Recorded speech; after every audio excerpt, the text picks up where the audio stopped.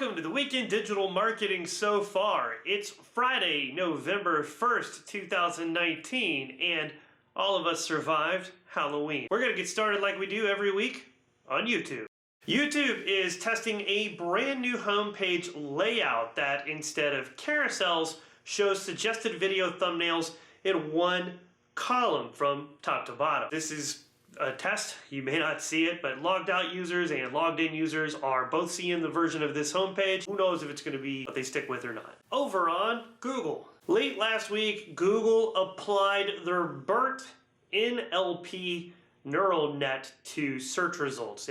BERT is only hitting about 1 in every 10 search results and is very hardware intensive. So there's a really good chance that BERT is only being applied to the search results Google considers to be the most important to users overall, which means if you're not working in medical or government or any queries like that, you're probably not experiencing any fluctuation with the BERT NLP being applied to the search results in your industry segment. As Google improves, there is a chance that BERT will impact you though. So you may want to start reading about it now, but please be very careful. There are a lot of people claiming they are experts on BERT or natural language processing or neural nets that are not actually experts in those fields. For example, I'm not one, not as of yet. I'm just now diving in and learning about it myself. So make sure that if you're talking to an SEO and they tell you they're a BERT expert or an NLP expert or a neural net expert, that you see some sort of credibility from them backing up those claims. Google will cease to index Flash or SWF files in the search engine later this year. Adobe Flash has been under attack since the launch of the iPhone 12 years ago in 2007, when Apple refused to allow Flash on their devices. Now that we have HTML5, which does a lot of the things that Flash used to do for us that were really cool and that users really liked, we really don't need Flash. So if you're still running a Flash website or you have Flash elements on your website, you might want to start transitioning those over into HTML5 or some other rich format. Google Ads added cart data tracking to shopping campaigns. Google launched a new WordPress plugin called Site Kit, which will allow users to see their Google Search Console, Google Analytics, page speed insights, and Google Ads data all in one place inside of their WordPress dashboard. Now over to Facebook. Facebook is censoring usage of the eggplant, the peach, and the dripping sweat emoji. They say the censorship will only be applied when the emojis are used in sexually explicit context. Facebook followed this up by saying their platform is not for sexual solicitation, even if it's between consenting adults. This censorship will also be coming to Facebook's Instagram platform. So just be aware of this censorship when you're trying to pick the right emoji to use for the next post you make, or if you're going to make something that you want to turn into an ad. Facebook may not allow that ad to run if their algorithm determines that your usage of the eggplant emoji is sexually explicit. Facebook Ads has released a new type of responsive ad unit, and their first responsive ad unit called multiple text optimization. With this, you can add different headlines, different text, and different images to a static ad campaign, and it'll optimize the combination that works best for sales or traffic or whatever your objective is. Over on the Snappity Chatty, Snapchat has added Freeform drawing into the app using your fingers. Users can now use their fingers to draw on their photos or their videos in 3 dimensions and then send that to their story or to their friends. If this sounds pretty familiar, you might remember playing the Draw Something game with your friends a long time ago when smartphones first became a thing. It's very similar to that, and it's just kind of another step forward for Snapchat. It's another unique thing that they get to do that Facebook and Instagram and other platforms are not doing. One of Snapchat's pitch decks has leaked out to the media thanks to a UK-based media agency. This pitch deck shows how Snapchat is trying to not be classified by media agencies as just another social media platform.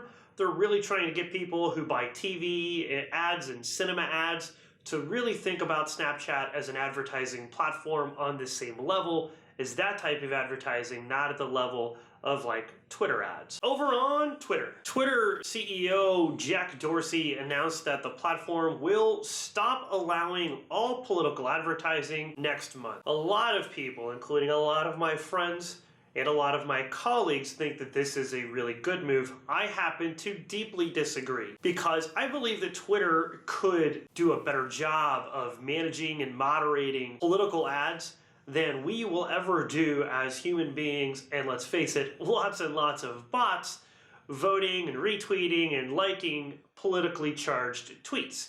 I think that it would be better suited to have a company manage those messages at an advertising level where we can hold them responsible. Instead, Twitter has kind of kicked that responsibility back to us to keep from retweeting and liking really politically charged, salacious, or just outright fake information about politics inside of our respective country. Be aware that that's probably going to make this political climate even worse as we go into next year. If you're a political marketer, you're probably not going to use paid Twitter tools anymore. You're now probably going to have to try to find ways to get your messages to spread through different communities.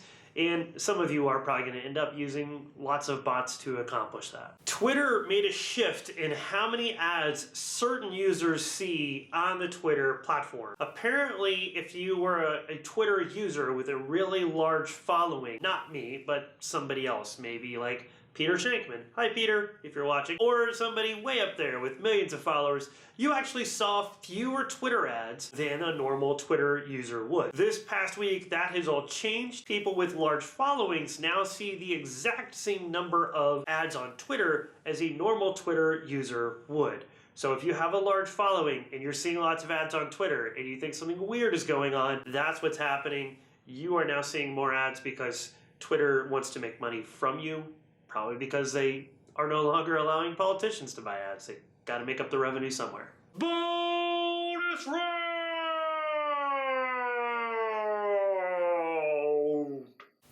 A study commissioned by the search engine DuckDuckGo found that when users were given a choice of search engine, that they would select an alternative search engine a certain percentage of the time. They found that this could lift the user base of alternative search engines to Google by anywhere between 300% and 800%. That's a big increase. Currently, Google is the default search engine on their Android operating system, which is installed on Android phones around the world. This has made Google the dominant mobile search engine through very little effort of their own. The study found that DuckDuckGo was the #2 most selected search engine when users were given an option, and that Google was selected the most frequently. This should go to show that if users had options, we may have other search engines that users are using on a frequent basis. It brings back a lot of memories to back when Microsoft was trying to bundle Internet Explorer in with their Windows operating system in the late 90s. And they got challenged by incumbent browsers like Netscape, who said that that was anti-competitive. Well, Google actually agreed with Netscape back then and said that that bundling was very anti-competitive and that that made Microsoft evil. The tables have now turned some 20 years later, and Google is the company doing the evil thing by bundling their search engine in with their Android operating system and forcing it to be the default without any options. Now, in the Microsoft case, the European Union decreed that Windows would be required to allow people to select between certain browsers and install those browsers while setting up the Windows operating system. DuckDuckGo argues that Google should be doing the same thing for search engines. When you set up your Android device, you should be asked which search engine you want to select as your default search engine. And if you didn't know, you can actually go into your Android default browser right now and change the default search experience from Google to any search engine you choose, including DuckDuckGo or Bing. Shopify revenue has increased 45% in this past quarter. This shows really strong demand for independently ran e-commerce on the internet. That's it for the weekend digital marketing so far. I hope you guys had a great Halloween last night. If you're going out this weekend, please be safe. Don't forget to like and subscribe. If you haven't already, please head on down there. Give this video a thumbs up if you liked it. Also, make sure to leave me a comment. Tell me what you liked about the video, what you hated about the video. Is there something you want to change? Is there a piece of news that I missed or something I got wrong? Please let me know in the comments below.